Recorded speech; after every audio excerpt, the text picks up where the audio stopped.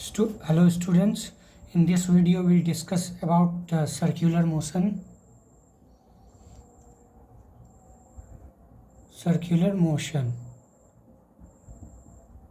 So first we'll discuss what is circular motion. So let us suppose there is a stone tied to the end of a string like this, and it is going around in a circular path with a constant speed v. Constant speed, it's perpendicular, constant speed v, and the radius is r. Okay, so when the stone will be moving around in a circular path with a constant speed v, then it is called uniform circular motion. So when the speed is constant, it is uniform circular motion. But one thing you must be noticing, that at every point the direction is changing. That is, here it is tangential like this, here it is tangential like this, here it is tangential like this. So we see the direction of velocity is changing. That means what? Velocity is changing, and change of velocity is only called acceleration. So this body is being accelerated, and this acceleration is directed towards the center of the circle, which is called centripetal acceleration.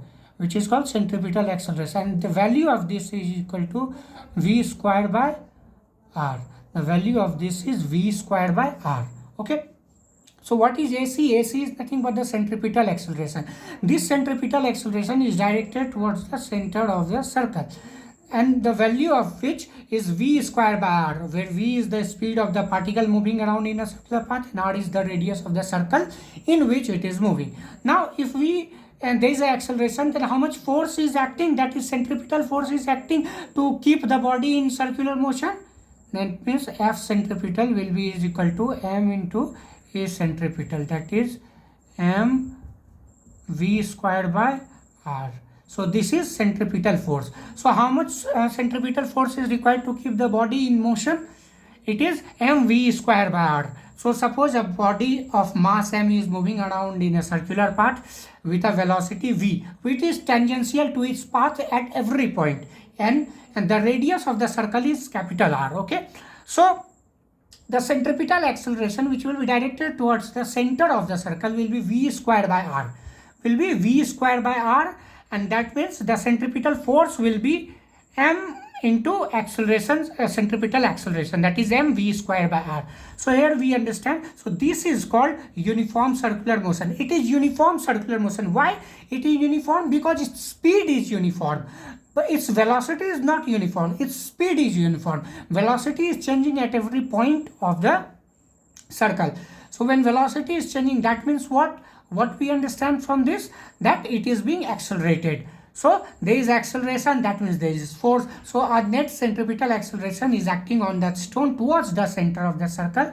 That means a centripetal force is acting on the stone towards the center of the circle, whose value is given by mv squared by r. Okay. Now let us suppose a particle is moving like this, like this.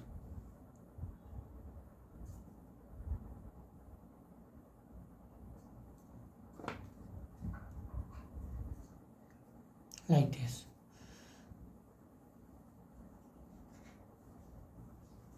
Okay.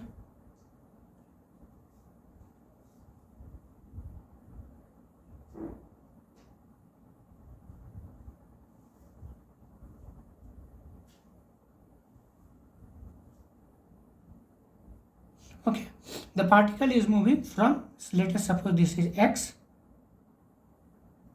this is y, this is z. Okay,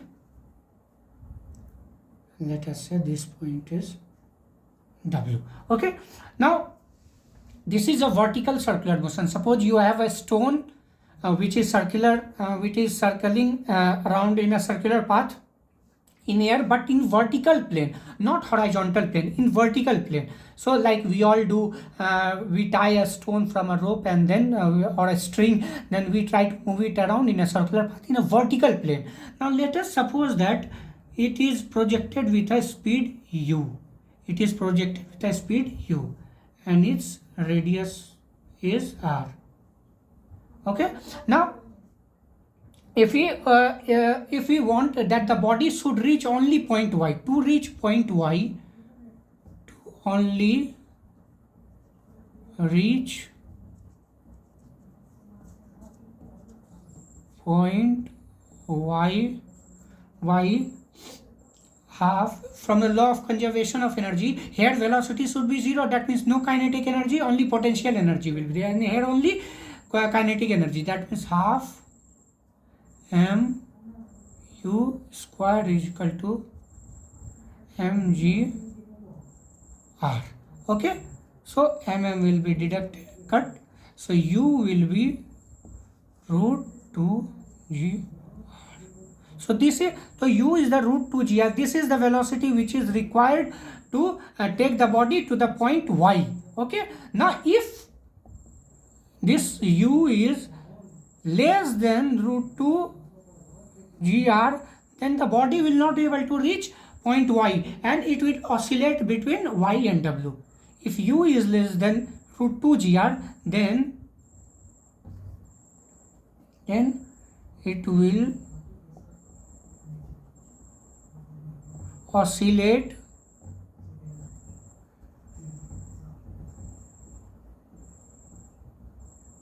y and w. Between y and w. When it will oscillate between y and w? When the initial velocity u is less than root 2 gr. Okay, so if it is root 2 gr, if the velocity with which the stone is projected is root 2 gr, then it will reach to the point y. It will barely reach to the point y and it will stop there. Why? Because the velocity will be 0. Okay, it has to reach only y. It does not have to go beyond y. Okay, so you see that when u is equal to root 2 gr, it will reach y, point y, and if the initial velocity is less than root 2 gr, then it will remain between y and w as an oscillating particle. Okay, now if we want to reach z,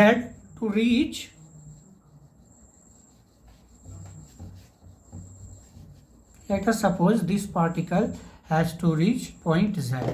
Suppose this particle has to reach point z. And to reach point z, at the point z, velocity cannot be 0. At z, velocity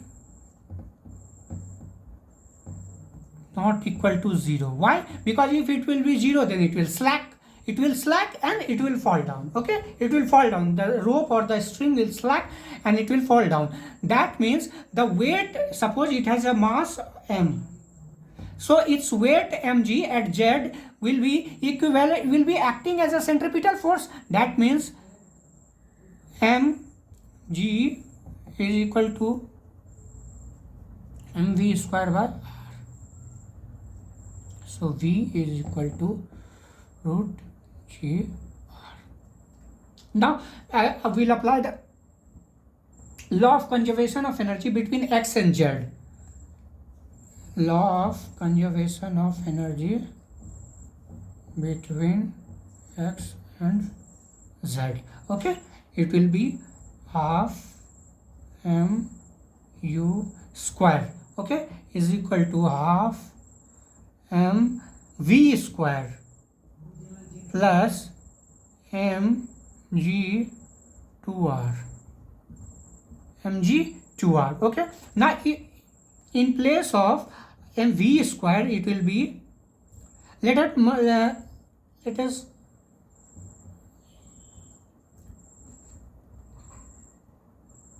mu square by 2 is equal to v squared will be gr, so gr by 2 plus 2m 2mgr. Okay, now if we cut, m will be cut. Okay, what will come? And we'll multiply by 2 on both sides, so it will be u square is equal to gr plus 4gr. So u is equal to root under 5gr. So to reach point z, it is required to have a minimum velocity of root under 5gr. Now let us suppose that how it came to reach point z. To reach point z, the velocity is not equal to 0. That means it is some number. It should have some velocity. Why it should have some velocity? Because if its velocity will be 0, then the body will slack down.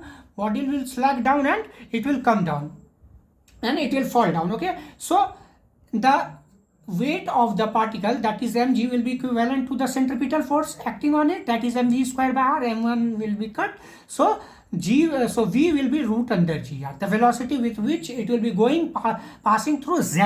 Now applying the law of conservation of energy between x and z, it will be half mu square is equal to half mv square plus mg2r. This is potential energy, this is kinetic energy. Now in place of v square we put gr. Okay, and mm will be deducted, mm will be cut, it will be common and cut, and it will multiply 2 on both sides, so it will be u will come root under 5gr. Now minimum velocity to reach point z with at least some velocity, the velocities, the initial velocity should be root under 5gr. That means what we get, if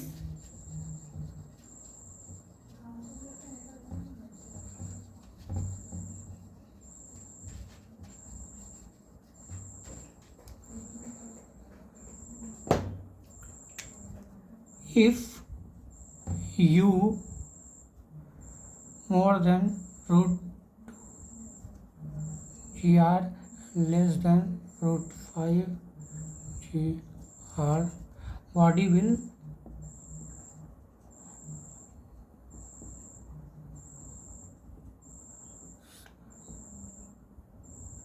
between y and z. So if u is more than root 2gr and less than root 5gr, then body will slack between the point y and z. Why it will slack? Because it does not have enough velocity to go past z point. So if u is more than root under 2gr and it is less than root 5gr, then what will happen? The body will slack between point y and z and it will have a projectile motion. Okay, and if u is greater than root under 5 gr, the body will complete its circular motion. The body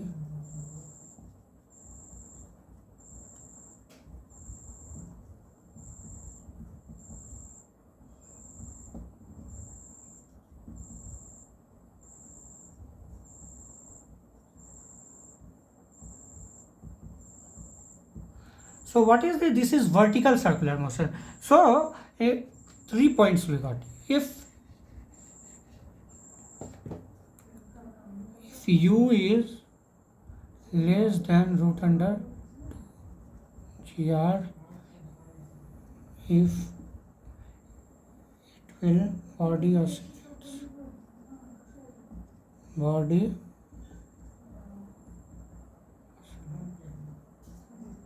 between w and y.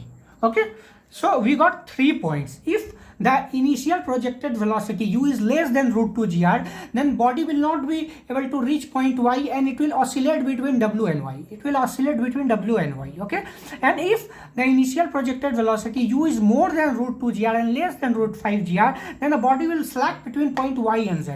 The body will slack between y and z and it will follow a projectile motion. Okay, and if the velocity is more than root under 5 gr, then the body will go past z and it will complete the circular motion. I hope you all are clear about this. So what is a circular motion? Circular motion is any kind of motion which is taking place in a circular path around a fixed point at a constant speed. Is called uniform circular motion. So what is uniform circular motion? Any kind of circular motion that happens with a constant speed is called uniform circular motion. Okay, so this is happening with a constant speed, so it is uniform circular motion, but the direction of the velocity is changing at every point. The direction is changing at every point. Okay, so direction is changing at every point. That means the body is accelerating, and acceleration is directed towards the center of the circle, and that centripetal acceleration is equivalent to v square by r, where v is the velocity of the particle moving in the circular path and r is the radius of the circular path, and the centripetal force is equal to mass into centripetal acceleration, that is mv square by r. So I hope circular motion is clear to you, and uniform circular motion and the vertical circular motion, in circular motion taking place in the vertical plane. So if you have any doubt, and if you want to know a particular topic, if you are interested to learn particular physics topic, so kindly comment, do comment in the comment box. I'll be motivated to do that, and you all can ask questions or your doubts in the comment section, so that I can answer to you. I'll reply to you, maybe not very soon, but in due time, in due course of time, I'll reply to you all. And since then, I'll come with the next video. Till then, signing off. And this is Gaurav Anand, Physics by Gaurav. Bye bye.